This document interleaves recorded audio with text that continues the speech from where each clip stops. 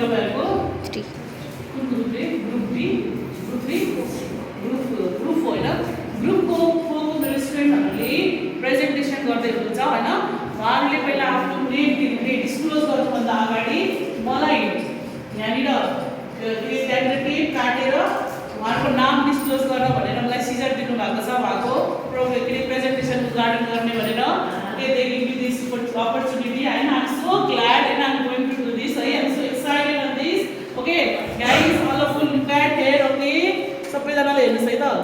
Wow, the name. Wow, this is bold, innovative and politicians.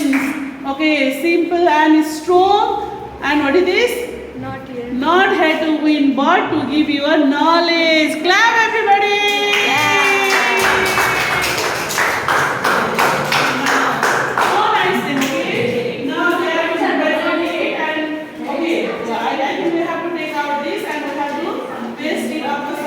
हामीले निकालेर के गर्नु पर्यो अब यो यहाँ माथि काटिदिनु पर्यो उहाँको नामलाई यसरी ओके ल लिनुस् टेप लिएर आउनुस् यहाँबाट है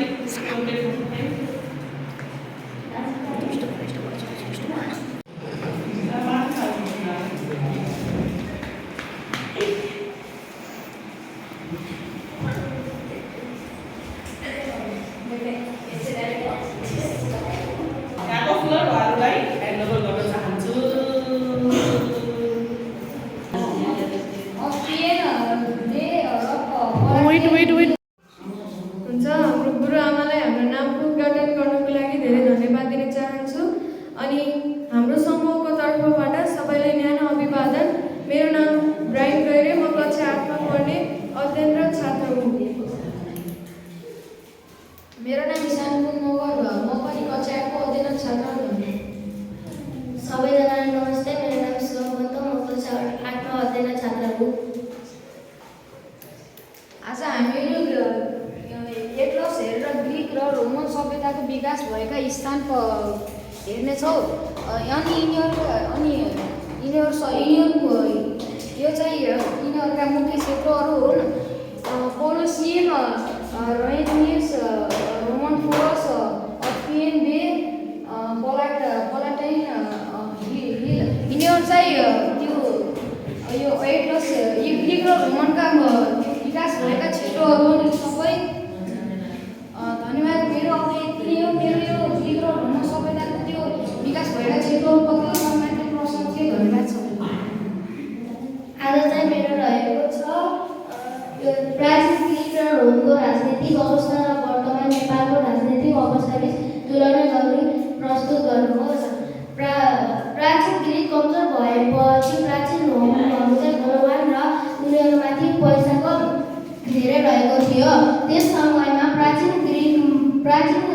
ग्रिकमा चाहिँ राजतान्त्रिक शासन थियो राजतान्त्रिक शासनभित्र चाहिँ एउटा भनेको बाह्य शासन थियो अर्को आन्तरिक शासन थियो बाह्य शासनले चाहिँ राज्यदेखि अलि टाढाको सिमानासम्मको सुरक्षा गर्ने गर्थे भनेपछि आन्तरिक शासनले राज्य तथा राज्यको वरिपरि क्षेत्रलाई सुरक्षा गर्ने गर्दथे यसरी नै मैले चाहिँ यो उसको प्राचीन ग्रिक र रोमको राजनीतिक अवस्था र वर्तमान नेपालको राजनीतिक अवस्थाको चाहिँ पुरा 3-4वटा बुँदा ल्याएर प्रस्तुत गरिरहेको छु शासन प्रणाली नागरिक अधिकार कानुन र न्याय राजनीतिक सहभागिता प्राचीन ग्रिकहरू चाहिँ अरूभन्दा सबभन्दा छिटो सूचनाहरू पाउने गर्दथे किनकि उनीहरू बलवानहरू थिए अनि प्राचीन ग्रिकहरूलाई उनीहरूले हमला गरेर खतम गरिसकेपछि भन्नाले अन्त्य हुन लागेको बेला उनीहरू चाहिँ धेरै ताकतवर थिए र तिनीहरू चाहिँ अरूको भन्दा चाहिँ छिटो आफ्नो चाहिँ त्यो सूचनाहरू पाउने गर्दथे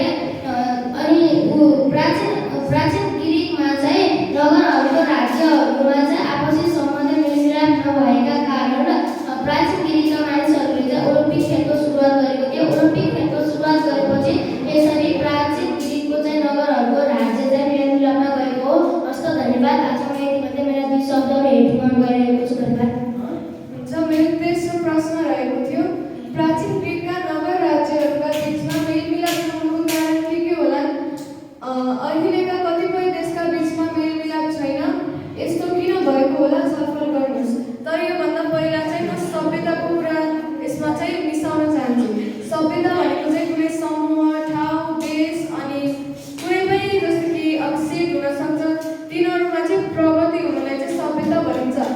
अनि हामीले चाहिँ यो हाम्रो परियोजना कार्य चाहिँ हामीले जित्नको लागि चाहिँ होइन, घमण्ड देखाउनको लागि पनि होइन, तर हामीले चाहिँ तपाईँहरू सबैले ज्ञानहरू बाँड्नको लागि लिएर आएका छौँ। अनि प्राचीन ग्रिकका मानिसहरूको छोटोमा तिनीहरूको विशेषताहरू भन्न चाहन्छु। तिनीहरूले चाहिँ अरूभन्दा धेरै चाहिँ ठाउँहरूको बारेमा चाहिँ पत्ता लगाउँथे र यिनीहरूको चाहिँ सभ्यता ईसापूर्व 12 शताब्दीदेखि सुरु भएको थियो।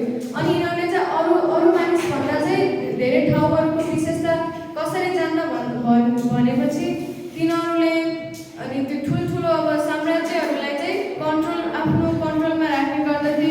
जस्तो कि तिनीहरूको चाहिँ भाइटल रोलहरू खेल्ने गर्दथे, क्याप्टेनको रूपमा चाहिँ तिनीहरू आफ्नो रोलहरू खेल्ने गर्दथे। र यिनीहरूको चाहिँ मेलमिलाप यो प्राचीन ग्रिक नगर राज्यहरूका बिचमा मेलमिलाप नहुनुको कारण चाहिँ यहाँ लेखिएको छ भौगोलिक र संरचनात्मक कारणहरू, अनि राजनीतिक र प्रतिष्ठात्मक कारणहरू र आइडीहरू चाहिँ पहिचान र सांस्कृतिक कारणहरूले गर्दा चाहिँ भयो। अनि अहिले हाल चाहिँ कतिपय देशहरूमा चाहिँ अहिले झगडाहरू भइरहेको छ। त्यो झगडाहरूको कारण अनि भ्रष्टाचार हुनसक्छ अथवा तिनीहरूको चाहिँ विचारहरू नमिल्न सक्छ। अनि देशमा कतिपय राष्ट्रपति राजाहरूको चाहिँ सल्लाह हुने गर्दछ, त्यतिखेर तिनीहरूको मेलमिलाप पनि नहुन सक्छ। अनि तिनीहरूको चाहिँ कुनै विषयमा चाहिँ झगडाहरू पनि हुनसक्छ। अनि त्यसपछि तिनीहरूले चाहिँ अहिले चाहिँ मेलमिलापमा भएका देशहरू यहाँ मैले टिपोट गरेर आएको छु। युएसए र चाइना, युएसए, रसिया र Ukraine, Israel, Palestine, north Korea, south Korea, India र पाकिस्तानको चाहिँ अहिले दुश्मनी भइरहेको छ। अनि यिनीहरूको चाहिँ मेलमिलाप नहुनुको कारण यही हो, यिनीहरूको विचारहरू नमिल्नुको कारण, अनि यिनीहरूको चाहिँ सोच विचारहरू फरक हुनुको कारण। जस्तै कि कतिपयलाई अब उदाहरणको लागि कतिजनाको बिचमा विभाजन हुन्छ, ज्ञान ठुलो कि धन ठुलो भनेर। कसैको विचारमा धन ठुलो हुनसक्छ, कसैको विचारमा अनि बुद्धि र ज्ञान ठुलो हुनसक्छ। हो यस्तै कारणले चाहिँ तिनीहरूको बिचमा अनि यसरी चाहिँ झगडाहरू हुन पुग्यो। अनि त्यसपछि ग्रिकलाई चाहिँ दर्शनको जननी पनि भनेर चिनिन्थ्यो। अनि त्यसपछि यो सबै प्रश्नहरूकोमा चाहिँ सबभन्दा मुख्य चाहिँ रोल भन्नाले अब यिनीहरूको चाहिँ मेन क्याप्टेनको रूपमा चाहिँ हाम्रो पुर्खाहरू खेल्नु भएको थियो। अनि यो सबै रहस्यहरूमा चाहिँ हाम्रो पुर्खाहरूको हात रहेको छ। अनि आशा छ तपाईँहरूले हाम्रो यो समूहदेखि केही ज्ञानहरू पाउनुभएको होला।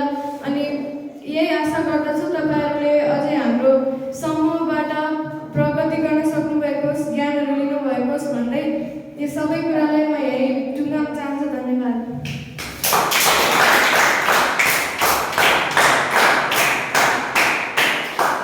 ल अब उहाँहरूको प्रेजेन्टेसन सकिएको छ। तपाईँहरूलाई केही क्वेसन छ भने उहाँलाई सोध्न सक्नुहुन्छ।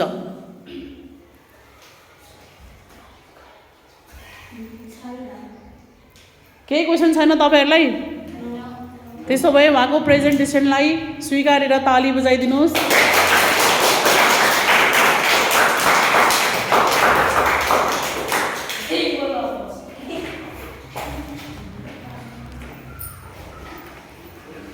भाइहरूको यति राम्रो, यति सुन्दर प्रेजेन्टेसन, यति मेहनत, यति राम्रो प्रेजेन्टेसन यति छोटो समयमा गराएको देखेर होइन म हृदयदेखि नै उहाँहरूलाई धन्यवाद दिन चाहन्छु। है फेरि एकचोटि उहाँहरूलाई के गरिदिनुहोस्,